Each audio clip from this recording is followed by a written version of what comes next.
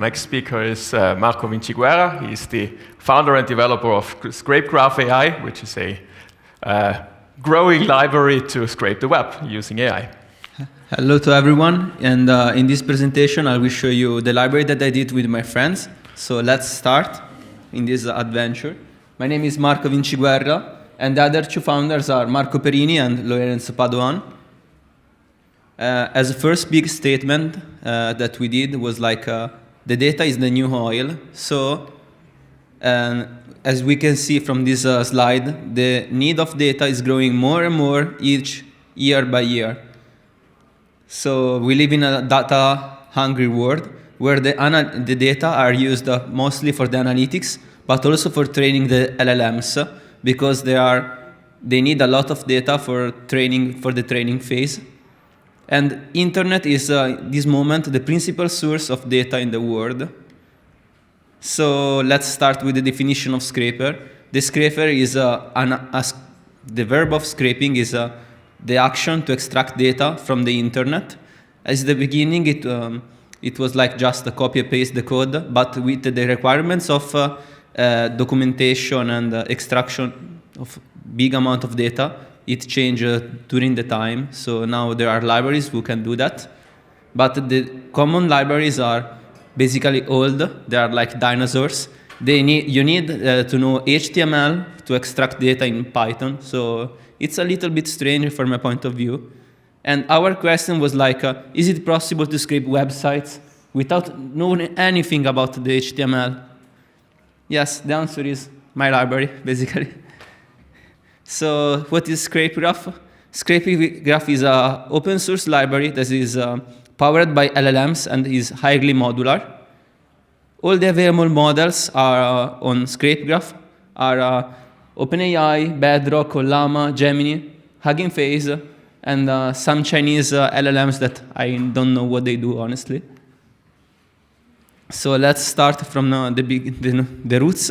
And the root are the nodes. The node is a basic component that allows to do a specific action. And a concatenation of node creates a graph.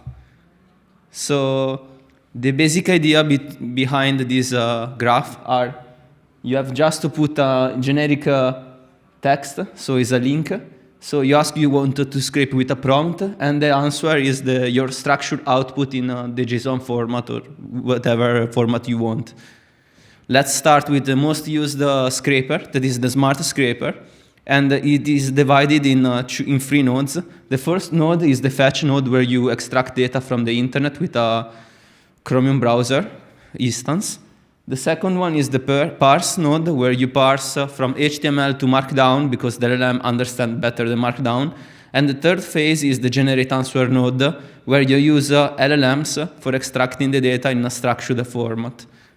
The search graph is the same, that creates many instances of smart scraper, but before this, it searches in the internet. So it is better than Perplexity, because Perplexity, in some cases, does not accept to scrape some websites. Instead, us, we don't care, and we scrape it anyway. So this is, in my opinion, the most important graph, that is the code generator graph, where instead of the output, instead of being JSON format, is a Python script of the old libraries that were used for scraping. So the basic idea behind this is create a scraper that creates the new pipelines for scraping with the old methods.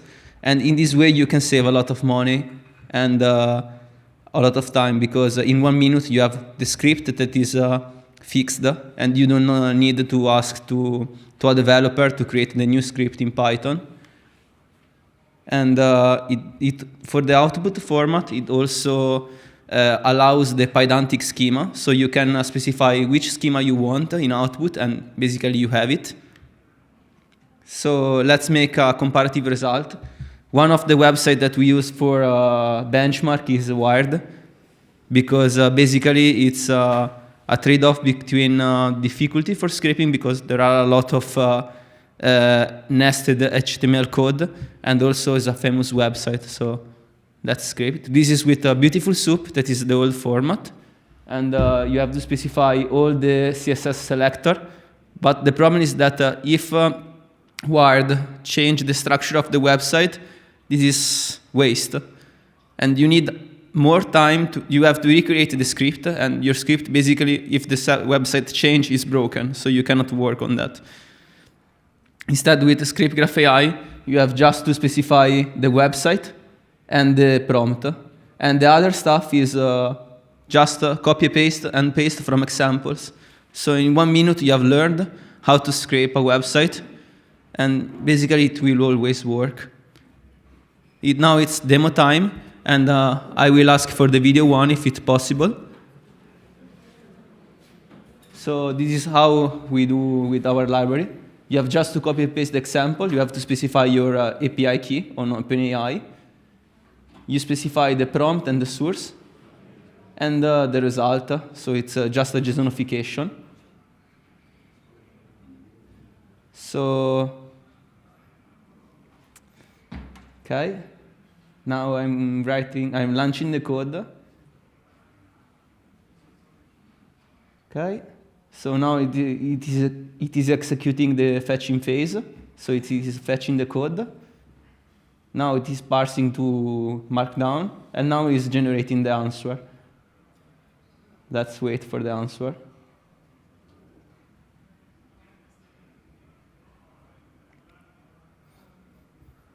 Come on.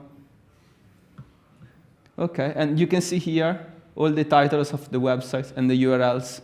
And you did it in just 1 minute. So the next question is like, is it possible to create a product that uses ScrapeGraph for commercial purposes? And the answer is yes. And with the second video, I will show you what we did.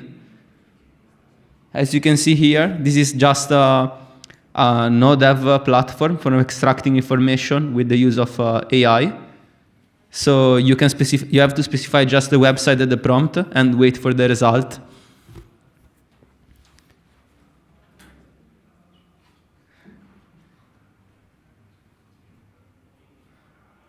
Faster, please.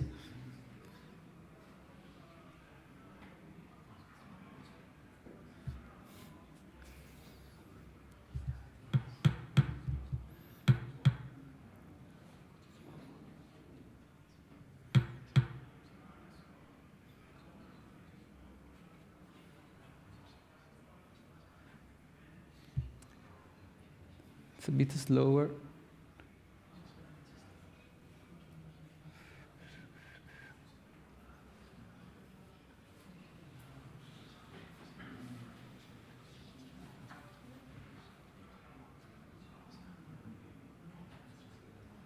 Okay, now you can download, and basically you have all the answers here. So please, let's get again to the slides. Okay. Now, the pros of using ScrapeGraphAI is that it's a low-code platform, the library, and you can learn it very fastly. It's very modular. You can run your own LLM on your PC, and if you run it locally, you don't have data leaks. So it's I think it's very positive. And some numbers that we get are like, in just 8 months of development, we have more than 15K stars on GitHub, 1,200 forks on GitHub, more than 300K downloads on Pip. And I think in the Italian library on GitHub that has much star in the world. So I think is good. This is the repository. If you want, you can leave a star. And this is the website. Thank you. That's it. Posso bere un goccio d'acqua? Posso bere? audience questions, please raise your hand. Yes? Thank you for the presentation. Regarding the example, can you scrape also only new information or all the information in the web page? You can scrape in this moment what you can see with your eyes. So basically, if you have more pages, you have to put more links. For example, if you have a Amazon page with 10 or 12 buttons, you have to put it as an input 12 links. But in this moment, we are creating a graph that search at a specific depth. So you can specify the depth, for example, 3 or 4, and it finds all the links and extract the information for you. So right now we have also, with the smart scraper, the one that I showed you before, no. But if you search for inside the example for the deep scraper, you can find it. So the answer is yes. Thank you.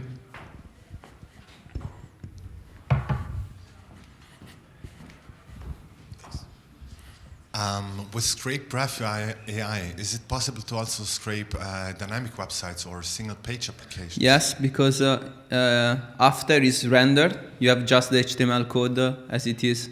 So even if the application is in React, if you with the Chromium loader, you wait till the page is loaded, you have just the HTML code. So the answer is yes.